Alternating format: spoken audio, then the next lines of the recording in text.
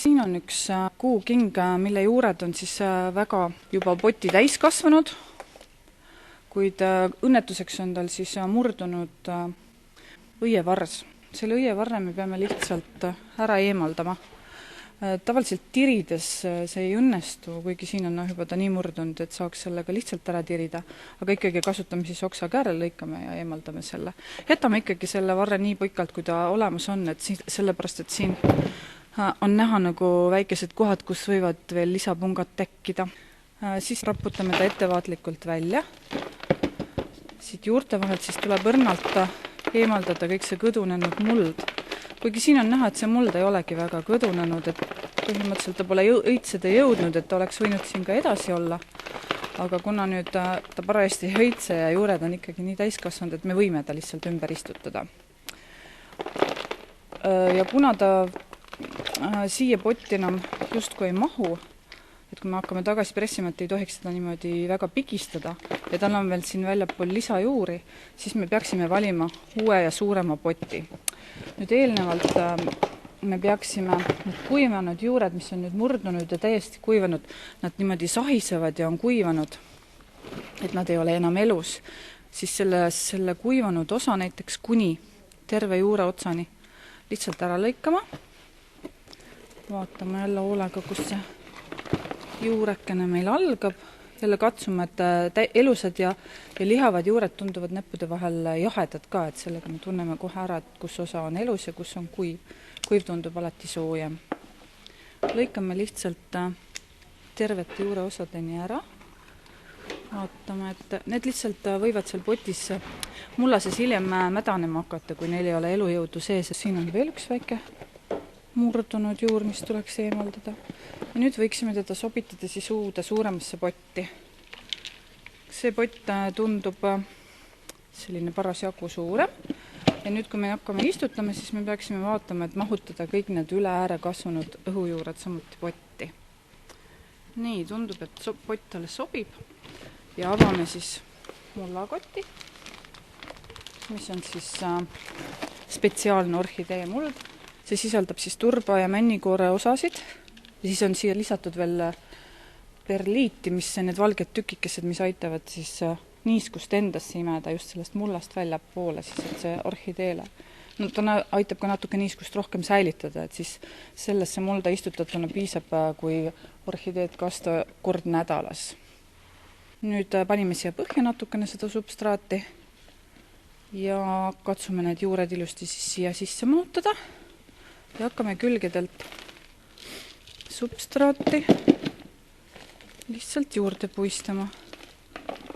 Käega siis juhtides natukene neid lehti eemale, et muld satuks ikka just nimelt juurte vahele, mitte lehtede vahele. Natukene niimoodi raputada, mitte kindlasti näppudega ei tohi pressida, vaid lihtsalt seda sabistada seda mulda allapoole. Siin on nüüd kõik juured ilusti kaetud. See pott nüüd väga läbi ei paista, et siin nagu väga lihtne ei ole seda jälgida, aga kindlasti, kui tal nüüd päris palju neid juuri siit hakkab juba see ring moodustuma, et siis on see siit potist ka läbi näha.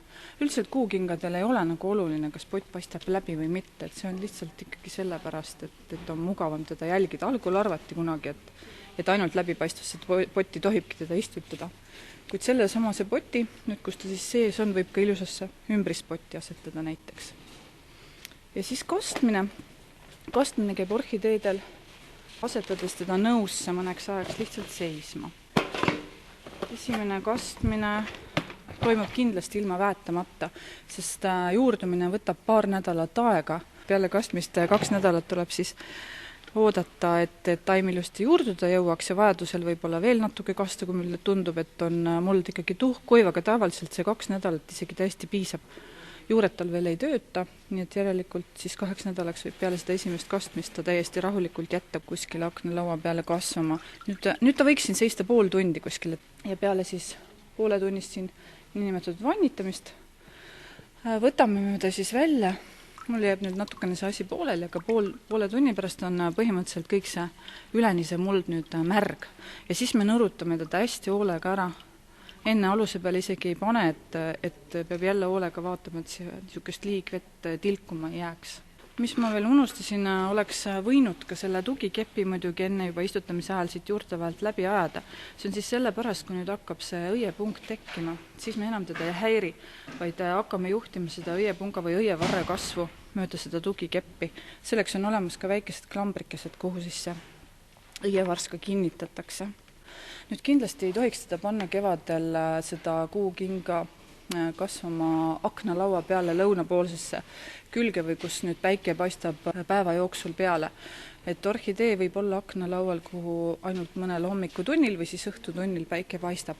Muidu võib tekkida lehepõletus. Lehepõletusel tekivad sellised hallikas tuhmid laigud, et see on siis kohe näha, et lehel on siis päike liiga teinud ja sel juhul tuleks ta siis tõsta kindlasti aknast eemale, kas või kardina taha peitu kuskile tuppa. Ja muidugi võib alati neid lehti ka puhastada, et kui kogunenud on tolmu, siis on olemas selleks lehepalsamid siis sisaldavad niisked salvrätikud ja nendega siis võib neid lihtsalt niimoodi puhastada, et tolmust, et ta saaks oma valguse kätte, kuid kindlasti jälle peab jälgima, et peale seda niisutamist ja puhastamist ei tohiks mitte mingil juhul päikesevalgus siia peale paista, enne kui lehed on täiesti kuivanud.